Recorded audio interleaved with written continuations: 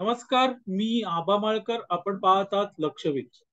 मंडळी, उबाटा सेनेचे आमदार आदित्य ठाकरे यांच्यावर गुन्हा दाखल करण्यात आलेला आहे. नामजोशी मार्ग पोलीस ठाण्यात हा गुन्हा दाखल करण्यात आलाय आणि त्याचं कारण म्हणजे आदित्य ठाकरे यांनी ब्रिजच्या एका लेनचं उद्घाटन स्वतःहून केलं. त्या लेनचं उद्घाटन करण्यास मनाई होती. त्या लेनचं काम पूर्ण झालं नव्हतं. पण आदित्य ठाकरे आणि उबाटा सेनेचे पदाधिकारी गेल्या गुरुवारी त्या ब्रिजवर गेले आणि त्यांनी ते उद्घाटन केलं. हा ब्रिज अर्थातच लोअर परेल येथील डिलाईल रोड ब्रिज आहे आणि त्या ब्रिजचा इतिहास असा आहे मित्रांनो, की या हा ब्रिज कमकुवत झालाय. तो कधीही पडू शकतो असा अहवाल IIT ने दिल्यानंतर तो ब्रिज पाडण्यात आला आणि साधारणपणे मित्रांनो 5 वर्षांचा कालावधी गेला. तो ब्रिज काही पूर्ण झाला नाही. आता तो ब्रिज पूर्ण झालेला आहे, पण त्या ब्रिजच्या एकाच लेनचं काम सुरू आहे. दुसऱ्या लेनचं काम अजून 7 दिवसांनी सुरू होणार होतं. पण आदित्य ठाकरे जे त्या भागाचे आमदार आहेत, म्हणजे हा ब्रिज अर्थातच वरळी विधानसभा मतदारसंघात येतो आणि त्यामुळे आदित्य ठाकरे जे स्थानिक आमदार आहेत ते उबाटाच्या पदाधिकाऱ्यांसहित तिथे आले आणि त्यांनी त्या दुसऱ्या लेनचं ज्याचं काम अर्धवट राहिलं होतं त्याचं उद्घाटन करून टाकलं.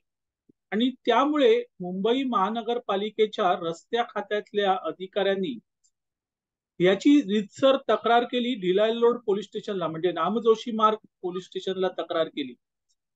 शासकीय कामात अडथळा आणणं, बेकायदेशीररित्या दुसऱ्या लेनचं उद्घाटन करणं अशा गुन्ह्यात ही तक्रार करण्यात आली आणि त्यावरून हा गुन्हा दाखल करण्यात आलेला आहे. मंडळी, आता एक गोष्ट या सगळ्या बाबतीत लक्षात ठेवली पाहिजे. हा ब्रिज जेव्हा पाडला गेला त्यावेळेस राज्यात भाजप आणि शिवसेनेचं सरकार होतं. तो कमकुवत झालाय असा अहवाल आला म्हणून तो पाडण्यात आला. पण त्यांच्या काळामध्ये म्हणजे भाजप आणि सेनेची सत्ता असताना काही या ब्रिजचं बांधकाम झालं नाही. त्यानंतर मित्रांनो, मवियाची 2.5 वर्ष आली आणि त्या 2.5 वर्षातही या ब्रिजचं काम झालं नाही. तेव्हा स्थानिक आमदार कोण होते? अर्थातच आदित्य ठाकरे होते. त्या आदित्य ठाकरे हे पर्यावरण मंत्री देखील होते आणि मविया सरकारच्या काळात एक बडे मंत्री म्हणून त्यांना बघितलं जात होतं. त्यांच्या हातात होतं, पण त्या ब्रिजचं काम काही झालं नाही. आता शिंदे आणि फडणवीस यांचं सरकार आलं आणि हा ब्रिज पूर्णत्वाला आला. एक लेनचं काम पूर्ण झालं, तिथून गाड्या ये जा करू लागल्या. दुसऱ्या लेनचं म्हणजे आदित्य ठाकरे असं म्हणतात की दुसऱ्या लेनचं काम नवरात्रपूर्वी होणार होतं असं आश्वासन मुंबई महानगरपालिकेने दिलं होतं. पण ते झालं नाही आणि म्हणून आम्ही उद्घाटन करून टाकलं. पण महानगरपालिकेचे अधिकारी म्हणतात की तसं नाहीये. 7 दिवसानंतर त्याचं उद्घाटन होणार होतं, काम अपूर्ण होतं. आता हा जो ब्रिज बांधला गेलेला आहे त्या ब्रिजमुळे वरून येणारं ट्रॅफिक हे सीताराम जाधव मार्गावर येणार आहे. आणि मित्रांनो, तिथे खरी अडचण आहे. आज लोअर परेल मध्ये जी लोक राहत आहेत त्यांना संध्याकाळी काय ट्रॅफिक होतं याचा अंदाज आहे. हा ब्रिज नव्हता म्हणजे पाडला होता तेव्हाही इतकं प्रचंड ट्रॅफिक असायचं की सेनापती बापट मार्ग असेल, सीताराम जाधव मार्ग असेल, यादव चौक असेल, हे सगळे ट्रॅफिकने अक्षरशः फुलून जायचे. एक गाडी सिग्नल क्रॉस करायला कमीत कमी 10 ते 15 मिनिटं लागायची. आता हा ब्रिज सुरू झालाय मित्रांनो, तर ट्रॅफिक प्रचंड आहे. ह्या ब्रिजचं उद्घाटन होणारं ट्रॅफिक कमी करण्यासाठी आम्ही करतोय असं उबाटा सेनेकडून सांगण्यात आलं. पण मित्रांनो, ब्रिज तयार झाला आणि ट्रॅफिक मध्ये दुपटीने वाढ झाली.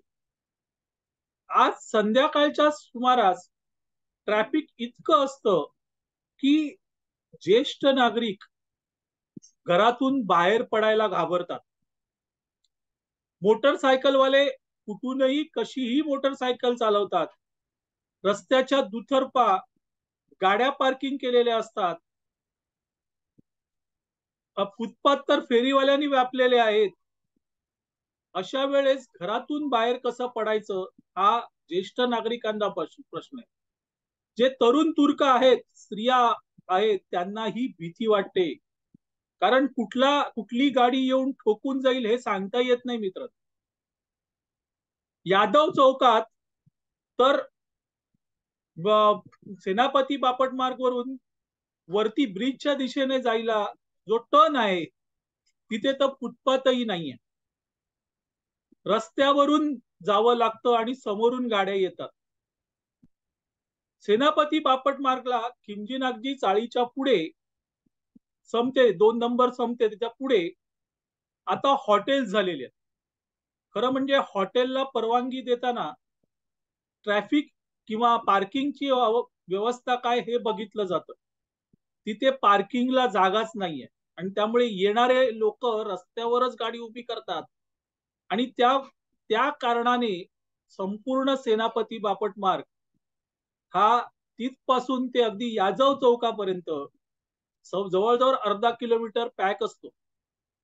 अशा वेळेस लोअर परेलमध्ये जे स्थानिक रहिवासी राहतात त्यांना ॲम्ब्युलन्सची सुविधा लागली किंवा आग लागली तर ते ट्रॅफिक मधून ती ॲम्ब्युलन्स निघणार नाही मित्रांनो.